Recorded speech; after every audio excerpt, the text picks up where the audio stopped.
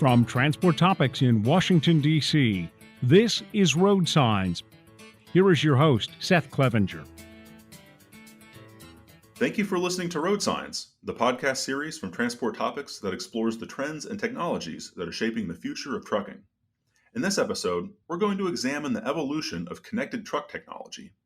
In recent years, commercial trucks have become increasingly connected via telematics capabilities, such as remote diagnostics to streamline maintenance and remote programming to optimize efficiency. But as modern trucks become more connected, how can fleet operators utilize this information in an effective way to improve vehicle uptime and make better business decisions? I recently had the opportunity to pose that question to Peter Voorhoeve, President of Volvo Trucks North America, at American Trucking Association's 2023 Management Conference and Exhibition in Austin, Texas. But before I get into that interview, I'd like to invite you to keep up to date on the latest commercial vehicle technology and other important industry issues by subscribing to Transport Topics at ttn.ws/ttsubscribe. You can also text TT-SUBSCRIBE to 571-622-0001. And now, let's play my recent interview with VTNA President Peter Voorhoeve. Thank you, Peter, for taking some time out for this conversation. Happy to be here, Seth. Thank you. So at Volvo's press conference here at the show, you introduced Volvo Connect, which is a new fleet management portal. This is designed to make it easier for your customers to monitor the health and performance of their vehicles and their drivers through the connected vehicle technology that's becoming a bigger part of our industry.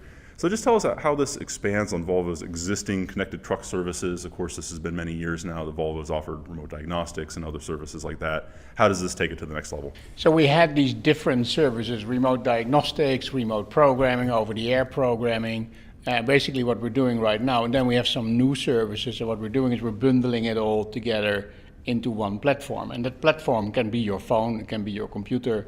But what will happen is that the customer and or driver or owner operator will have all that information in one place where so you don't have to go to different areas anymore.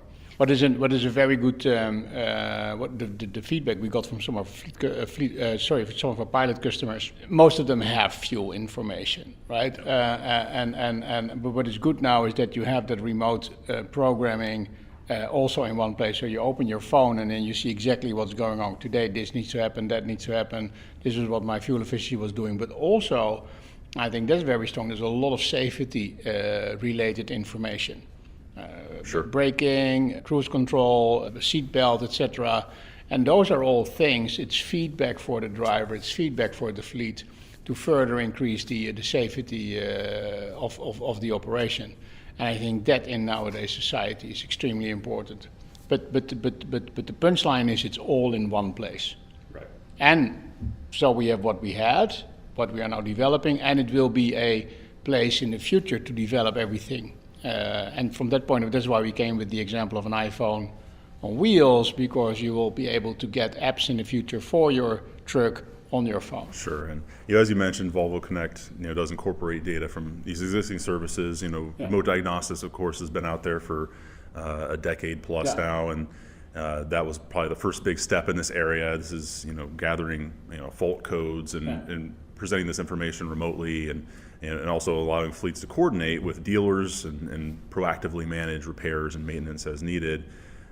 So again, that's more than 10 years ago now, and that really helped kick off this segment, I think, of connected vehicle services. So maybe just speak to the expansion of how connectivity has changed commercial trucking.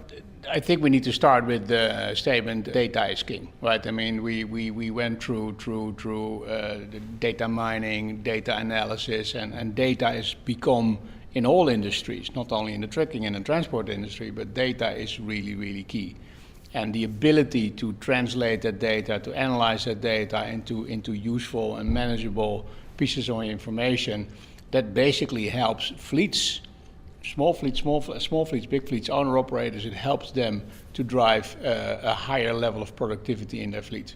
Because what you can do is that, we said earlier, you have your fuel efficiency and you have your safety, but also you can check your specs versus the performance of, benchmark groups. Sure. So ultimately, it all helps you to increase the productivity, increase your competitiveness versus your competitors. Sure, and of course, through Volvo Connect, you're offering fleets access to all these different digital services. The tracking information. You mentioned fuel consumption, idle time, vehicle speed, location. even seatbelt usage. Yeah. But how does Volvo decide where to offer its own telematics services, and when is it best to leave it to third parties, to technology companies that offer fleet management services? How do you delineate what it makes sense for Volvo to do in-house for your customers versus what is best to leave it to? I think what we do is that everything that is around the use of the truck, right? That is you can do that with our systems, and which are, by the way, very much integratable with the third-party fleet management services that we have. I think the real fleet management platforms that we have, they go a step further in terms of route positioning, dispatching, etc. So Operations. That's really operations. We're around the truck, the use of the truck, and the behavior of drivers. Okay, that's perfectly helpful to understand kind of the parameters. And of course, one of the more interesting sites, I had a chance to go through the exhibit hall, and I think one of the showstoppers, of course, is the Super Truck 2 project. Volvo is showing here and debuting at this show. Of course, this is a really interesting project. It's been years in the making. This is jointly funded through the Department of Energy and Volvo to really push the envelope on freight efficiency. And again, this is something that the idea is some of those developments, some of those innovations. Yes, it's pushing the envelope, but hopefully some of those make their way onto future products, production vehicles that your customers can purchase in the future. So just take us through that. How do you anticipate Volvo's work on this Super Truck 2 project will help guide the development of your next generation of production vehicles? Well, as we said, right, it's not even a concept truck. We call it an innovation lab on wheels, if you want to call it like that. And it helps us to determine what can we use in the future, but also what should we not use. Right. So we're trying to do things out that, okay, well, nice to try, but it doesn't make any sense. We're not going to do it. But what you see is that in our strive to continuously improve the performance of the truck, right, and that is then we call it zero. Right? We want to go to zero emissions. We want to go to zero accidents. So all these developments are ultimately focused on that. What you see is that working with the driveline alone doesn't cut it anymore. What you see at Super Truck 2 is a big difference in the aerodynamics. You see the windshield is different. You see the way we have designed the truck is different. We've worked together. We have worked with the trailer manufacturer to develop a trailer that helps us driving that efficiency up.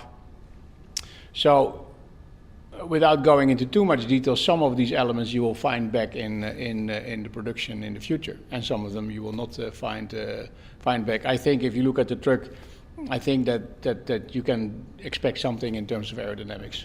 Yeah, for sure. Definitely pushing the envelope and on that front for sure. Another topic I want to bring up, of course, is the continued rollout of battery electric trucks. Yeah. And you announced at your press conference, 11 more dealership locations in the U.S. and Canada have completed the sales and service training and upgrades necessary to their facilities to become certified EV dealerships. That brings your total network of EV dealers up to 47 locations. It's and it's not just concentrated in California. It might be a place you'd look first, but it's 22 states and 3 provinces in Canada. But tell us a little bit more about the type of training and upgrades and work that your dealers need to do to get ready to sell and support your battery electric models. So it's a certification process. They need to invest. They need to invest time for training. You need to invest money for tools. And of course, one thing where it comes to training, and let's start in the workshop then, right? This is high voltage, so there is a safety concern. So we need to really train people on, okay, how do you work with certain things? How do you not work with certain things? What kind of special tools do you need if you work in and around the batteries? So there's a lot of training. Then, of course, they need to invest in charging infrastructure in the dealership so that you can charge the truck. That's a big thing. And then on the sales side, there is a lot of training as well, because selling an electric truck is different from selling a diesel truck. What we've mentioned is just not only selling a truck, it's also talking about charging infrastructure. Our turnkey solutions project or offering is an example of that. but also guiding the customer in where can you use the truck and where not, where does it make sense to drive with an electric truck and where not. So that's a process that takes altogether half a year, something like that, before it's completely finished. Sometimes the charging infrastructure can take a little bit more time, but it's a rather big thing for a dealership, and they need to invest some money in that, but that doesn't seem to stop them. Yes, and that's a big part of their future, right? So they have to be ready for it. I think that's a good thing. I mean, we within Volvo Trucks strongly believe in, as I've said, in innovation. Be ahead of the market, technology driven. Our dealers share that, and they get excited about this, and they see that we're going to go towards zero. Then we can have discussions how quickly we will go towards zero, but we will go towards zero. That's very simple.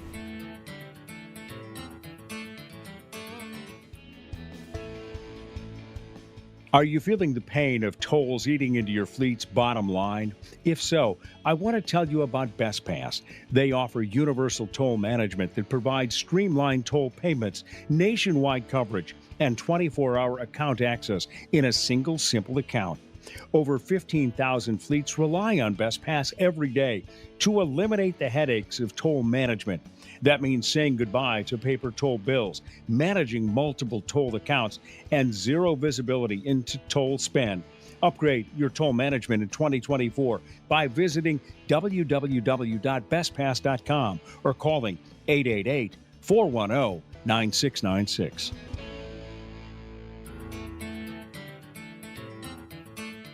And of course, as we discuss electric trucks, I think it's also appropriate to talk about some of the other powertrain technologies that Volvo is pursuing, right? Of course, you're investing heavily in hydrogen fuel cell as well, and we're not leaving the internal combustion engine behind, right? We're going to continue to develop it, and there's some interesting possibilities in terms of alternative fuels and renewables with ICE engines.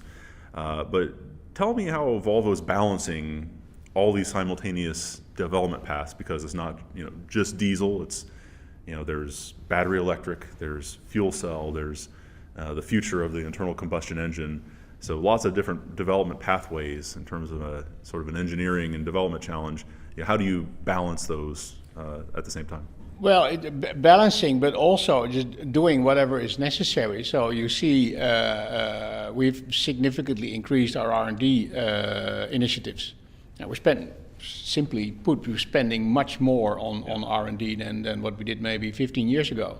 And 15 years ago, there was one call it silver bullet, and that was a diesel engine. Yeah. It's not one size fits all anymore. It's not one diesel engine anymore. We will have battery electric, we will have fuel cell electric, we will continue, as you said, with internal combustion. And we just have to do it all at the same time. And then you need to figure out, okay, well, it's more like sequencing, like what goes faster. So we know now battery electric, that's on its way. Fuel cell will come, but at the same time, you also see hydrogen internal combustion, H2ICE, which I think will go a lot faster than maybe some of us thought. So it's balancing on one hand in terms of how the sequencing, but also just increase R&D, which we have done. It's more. It's more to do. Yeah. And of course, a show like this, at MC&E, these are the executives and leadership at major trucking companies across the country, and it's a great opportunity for a manufacturer like Volvo to meet with those customers and talk about the future. And I'm just kind of curious, maybe without naming names, but what are some of the top conversations and topics that are coming up, so far as you talk to your fleet customers here? What are they thinking about? What are they asking you about? What are they worried about? What are they excited about?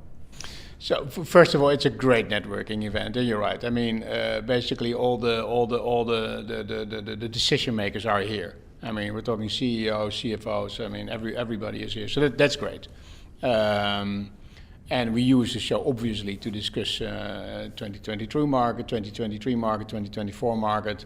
I think basically what you see is that everybody, we're still not out of this whole, call it pent-up demand situation. The replacement cycle, especially with the larger fleets, still not completely corrected. So that will continue. We will see that then in a market going forward in 2024. At the same time, you also hear that the economy is changing. Interest rates are there. That will mostly scare away the smaller or slow down some of the smaller operators. I think we see a bit of a shift. You see and you hear that freight demand, there is a better balance now between supply and demand, so spot rates came down. That creates a little bit of like, okay, what's going on? But overall, I hear very positive stories. But maybe a little bit more normal than last year and last ago. Let me put it like this: it's such a long time ago that we were normal that normal became abnormal. Yeah, that's right. Yeah, yeah. I mean, comparing the kind of the post-pandemic freight boom, and then of course the trough we've been in lately. It's what is the new normal? I think is maybe an open question, but maybe just look ahead to next year. What are your anticipation? What do you anticipate to see in the truck market as you continue to work through some of that pent-up demand? Do you see continued replacement demand moving deep into next year? What do you anticipate? What are your projections for? So I think so. 2024 will most probably be a bit lighter than 2023.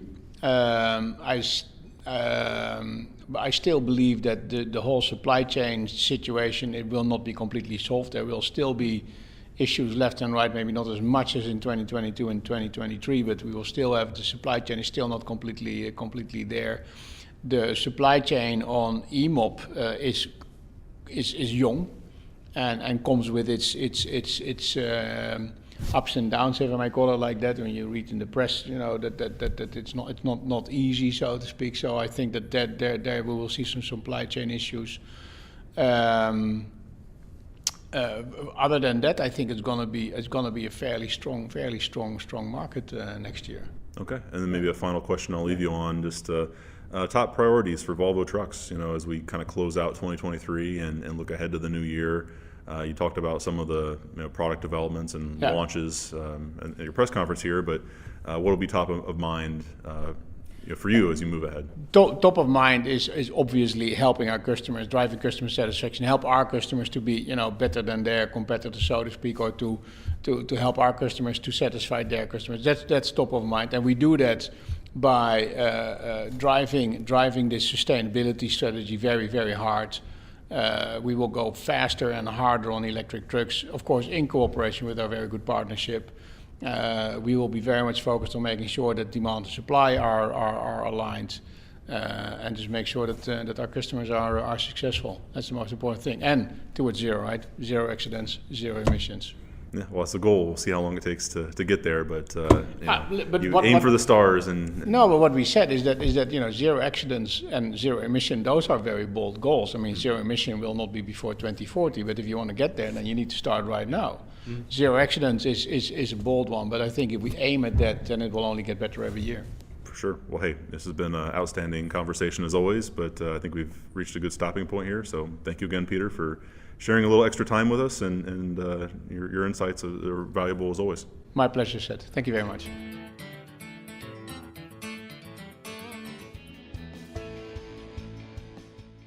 Is your fleet still receiving paper bills in the mail? BestPass wants to upgrade your toll management solution before the end of the year. They offer nationwide toll coverage in a single account and can reduce the time spent managing toll by up to 50%. Over 15,000 fleets rely on BestPass every day to provide deep discounts on toll and industry-leading coverage. See for yourself the BestPass difference by visiting www.bestpass.com or calling 888-410-9696.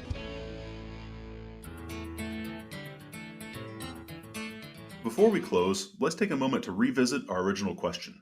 How can fleet operators utilize connected truck technology in an effective way to improve vehicle uptime and make better business decisions?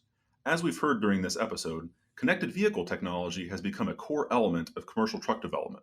All of the major truck manufacturers have introduced a range of connected truck capabilities, starting with remote diagnostics to share fault code data remotely, and more recently expanding into broader fleet management capabilities. As trucks continue to become more connected, fleets will be able to harness this information to operate their vehicles more effectively and more efficiently than ever before. If you've enjoyed this episode of Road Signs, please let others know. Rate and review us on Apple Podcasts and Spotify. If my questions have sparked questions of your own, share them with me and the Road Signs team. You can email us at share@ttnews.com. We'll read them and respond daily. Also, let us know how we did by texting TT Survey to 571-622-0001. And of course, we'll be back in 2 weeks with a fresh episode of Road Signs. Until then, I'm Seth Clevenger. Thank you for listening.